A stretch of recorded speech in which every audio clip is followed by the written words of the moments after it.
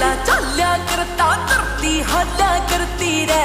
दस दस गाड़ी आगा पाछे लैन मैं चाल्या करती रे। जो गेल्या गेल्या घूमे थे तेरे पता कबूतर किड़े गए।